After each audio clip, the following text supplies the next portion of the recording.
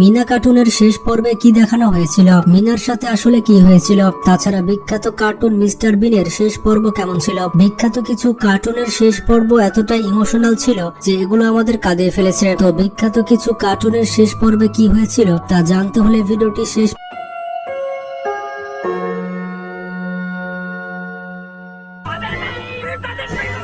Mister বিন কার্টুনের শেষ পর্বে কি হয়েছিল। প্রথম সিরিজের লাস্ট এপিসোডে দেখানো হয়েছিল মিস্টার বিন তার গাড়ি চালিয়ে কোথাও যাচ্ছিলেন। হঠাৎ করে সে একটি গাড়ি দেখতে পায় আর এই গাড়িটি অন্য কেউ চালিয়ে নিয়ে যাচ্ছিল। মিস্টার বিন গাড়িটির পিছু করলে দেখতে পায় যে সেটি আর কেউ নয়, সেটি মিস্টার বিন। মিস্টার বিন আগ্রহের সাথে তার নাম জানতে চাইলে সে নিজের নাম বলে মিস্টার ফন। এরপর মিস্টার বিন তার সাথে বন্ধুত্ব করে নেয়। এরপর মিস্টার বিন মিস্টার ফনকে নিয়ে তার বাসায় যায়। কিছুক্ষণ পর দেখা যায় মিস্টার বিনের গার্লফ্রেন্ডের সাথে মিস্টার ফন্টের অনেক ভালো সম্পর্ক হয়ে যায়। আর এটা দেখে বিন অনেক জ্বলতে থাকে। যখন মিস্টার ফন্ট এবং তার গার্লফ্রেন্ড বাসা থেকে বেরিয়ে যায় তখন মিস্টার বিন তাদের পিছু করতে থাকে। এরপর মিস্টার বিনের গার্লফ্রেন্ড জানতে পারে যে মিস্টার ফন্ট এসেছে ইউএফও থেকে আর সেই স্পেসশিপের মধ্যে মিস্টার ফন্টের মতো আরেকজন দেখতে ছিল। এরপর মিস্টার বিন সেখানে উপস্থিত হয়। এরপর সেই স্পেসশিপের মধ্যে ঢুকে দেখতে পায় তার মতো দেখতে সেখানে অনেকে আছে। এটা দেখে বিন অনেক অবাক হয়ে যায় এবং তাদের সঙ্গে চলে যাওয়ার জন্য প্রস্তুত হয়। কিন্তু বিনের চলে যাওয়ার দৃশ্য দেখে তার গার্লফ্রেন্ড অনেক কান্না করতে থাকে। এটা দেখে মিস্টার ফন্টের অনেক খারাপ লাগে আর সে মিস্টার বিনকে সরি বলে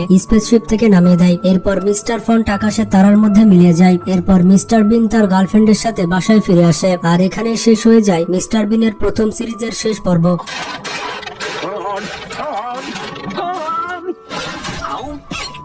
নাম্বার 2, নন্টে ফন্টে। এটি ছিল একটি গল্পের বই যেটিকে পরবর্তীতে কার্টুনে রূপান্তর করা হয়। এই কার্টুনটি এক সময় অনেক জনপ্রিয়তা পেয়েছিল। তো চলুন দেখে আসি এই কার্টুনের শেষ পর্ব কেমন ছিল।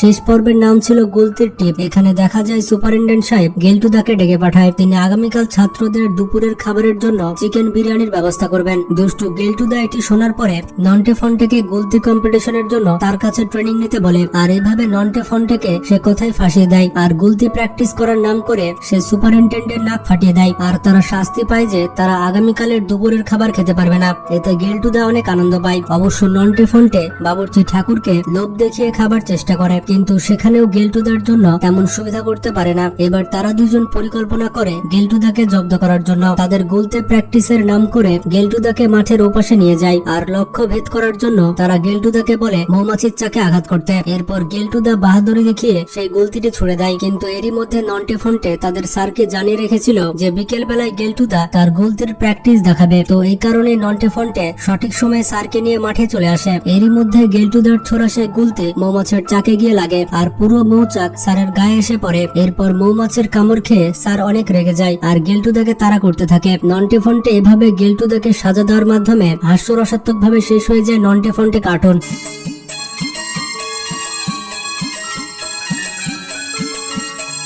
এরপর 3 নম্বরে রয়েছে মিনা কার্টুন। মিনা কার্টুন দেখেনি অথবা মিনা কার্টুনের নাম শোনেনি এমন মানুষ হয়তো অন্তত বাংলাদেশে খুঁজে পাওয়া যাবে না। এটি বাংলাদেশের সর্বপ্রথম এমন কার্টুন যেটি রাষ্ট্রীয় চ্যানেলে দেখানো হতো। এই মিনা কার্টুনের 13টি পর্ব রয়েছে আর এটি ইউনিসেফ কর্তৃক 29টি ভাষায় ডাবিং করা হয়েছিল। বাবা মায়ের আদরের ছোট মেয়ে হচ্ছে মিনা। মেয়েটির জীবনের বিভিন্ন ঘটনার সাথে এই কার্টুনটি শুরু হয়। মিনা কার্টুনের শেষ পর্বের নাম হচ্ছে মিনা এলো শহরে এবং আমাদের মধ্যে অনেকেই এই পর্বটি দেখেছে। বিশেষ করে আমার তো এই পর্বের কথা এখনো মনে আছে। এই পর্বের শুরুতে দেখানো হয় মিনার কাছে একটি চিঠি এসেছে। এই চিঠি পাঠিয়েছিল শহর থেকে সারা নামের একটি মেয়ে। এরপর মিনা চিঠি পড়তে থাকে আর তার পাখিটিকে গল্প শোনাতে থাকে। এরপর কাহিনী চলে যায় ফ্ল্যাশব্যাকে। তখন দেখা যায় দুর্যোগের কারণে তাদের গ্রামে অনেক ক্ষয়ক্ষতি হয়েছিল আর এই কারণে তাদেরকে শহরে যেতে হয়েছিল। শহরে তার ফুপি থাকতো, তার ফুপির বাড়িতে তারা যাচ্ছিল। মিনা, মিনার বাবা এবং রাজু খুবই তাড়াতাড়ি শহরে চলে আসে। শহরের চাকচিক্যময় জীবনযাপন দেখে মিনা এবং রাজু অবাক হতে থাকে। প্রথমে মিনার বাবা তার বোনের বাড়ি চিনতে পারছিল না কিন্তু অনেক খোঁজাখুঁজি করার পর সে তার বোনের বাড়ি খুঁজে পায়। কিন্তু দুর্ভাগ্যজনক বশত তার ফুপু বাসায় ছিল না। তারা কিছুদিনের জন্য বেড়াতে যাওয়ায় বাড়িওয়ালা তার ছেলের সঙ্গ দেওয়ার জন্য রাজুকে রাখতে চায় এবং মিনাকে পাশের বাসায় কাজ করার জন্য পাঠিয়ে দেয়। প্রথমত রাজুর বাবা রাজি না হলেও তাদের অবস্থার কথা চিন্তা করে মিনা এবং রাজুকে কাজে দিয়ে দেয়। মিনা যে বাড়িতে কাজ করত সেই মহিলাটি একেবারে ভালো ছিল না। তার মালকিন তাকে দিয়ে অনেক কঠিন কাজ করাতো, সারাদিন ধরে তাকে রান্না করাতো এবং নিচ থেকে অনেক বেশি পানি ওপরে তুলিয়ে আনাতো। বানাতো। এই কাজগুলো করতে মিনার অনেক বেশি কষ্ট হতো। মিনা দেখতে পায় তার বয়সে অনেক মেয়ে এমন আছে যারা এভাবে কাজ করে বেড়ায় এবং তাদের মালিকও ভালো নয়। এভাবে মিনার দিন কাটতে থাকে। একদিন মিনার বাবা তার সাথে দেখা করতে আসলে বাড়ির মালকিন মিনার বাবাকে ভুল বুঝিয়ে তার সাথে দেখা করতে দেয় না। মিনার বাবাকে সে ফেরত পাঠিয়ে দেয়। আসলে এই দৃশ্যগুলো যখন ছোটবেলায় দেখতাম তখন অনেক বেশি কান্না করতাম। আর সত্যি বলতে ছোটবেলার কথা এখন মনে পড়ে গেল। ছোটবেলার এই দিনগুলো কতই না ভালো ছিল। এই বিষয়ে আপনাদের মতামত কি সেটি কমেন্ট করে জানাতে পারেন। তো যাই হোক, মিনা এই বিষয়টি দেখতে পায় আর সে অনেক কষ্ট পায়। এরপর মিনা ওই বাসার বিভিন্ন কাজ করতে থাকে, এমনকি তাদের ছেলের হোমওয়ার্কেও সাহায্য করে। আর এরপর তারা অনেক ভালো বন্ধু হয়ে যায়। একসময় মিনা খবরের কাগজে একটি বিজ্ঞাপন দেখতে পায়। এখানে কর্মজীবী শিশুদের শিক্ষাদানের কথা বলা হয়েছে, মানে যেই শিশুগুলো কাজ করে থাকে তাদের শিক্ষার ব্যবস্থা করা হবে। এরপর পাশের বাসার দেওয়াল থেকে একটি আওয়াজ আসে। এরপর মিনা দেখতে পায় সেখানে সারা নামের একটি মেয়ে রয়েছে। এরপর তাদের মধ্যে অনেক ভালো বন্ধুত্ব হয়ে যায়। পরবর্তী দিন মিনা সেই বিজ্ঞাপনের কাগজটি সবাইকে দেখিয়ে বেড়ায়। বিজ্ঞাপনটি দেখে কেউ যেতে চায় না, তবে শুধুমাত্র সারা রাজি হয় আর বিদ্যালয়ে যেতে চায়। এরপর মিনা যখন পানি ভর্তি বালতি নিয়ে কষ্ট করে সিঁড়িতে উঠছিল তখনই মিনা তার ফুপুকে দেখতে পায়। তার ফুপু ওই বাড়িওয়ালার সাথে কথা বলছিল। এরপর তার ফুপু তাকে সঙ্গে করে নিয়ে যায়। এরপর মিনাকে আর কোথাও কাজ করতে হয়নি। অন্যদিকে সারাও সে বিদ্যালয়ে পড়ার সুযোগ পেয়েছিল। এরপর খুব হাসি খুশির সাথে মিনা কার্টুন শেষ করে দেওয়া হয়। এই পর্বে দেখানো হয়েছিল শিশু শ্রমের বিষয়ে। ছোট শিশুদের দিয়ে অনেক ভারী ভারী কাজ করানো যাবে না, এটাই দেখানো হয়েছে এই কার্টুনে।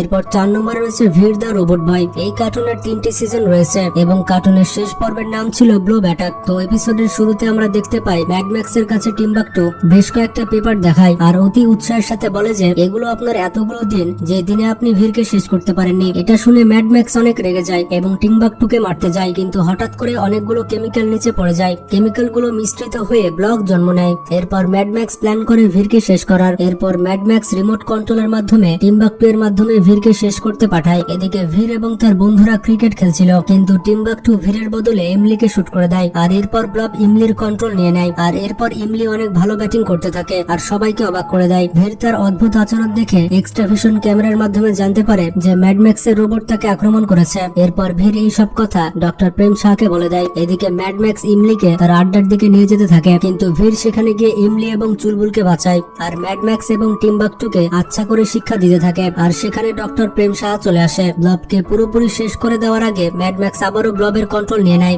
আর ভিড়ের উপরে আক্রমণ করে দেয়। কিন্তু ভিড় ব্লবকে শেষ করার জন্য ডক্টর প্রেম শাহ যে পদ্ধতি বলেছিলেন সেটি অনুসরণ করতে থাকে। অনেক চেষ্টা করার পর এক পর্যায়ে ব্লবকে ভিড় শেষ করে দেয়। টিম্বাকটু তখন আফসোস করে ম্যাড ম্যাক্সকে বলে, আজকে আপনার ফেল হওয়ার আরো একটি তারিখ যোগ হলো। আর এই দৃশ্যের সাথে কার্টুনটি শেষ হয়ে যায়।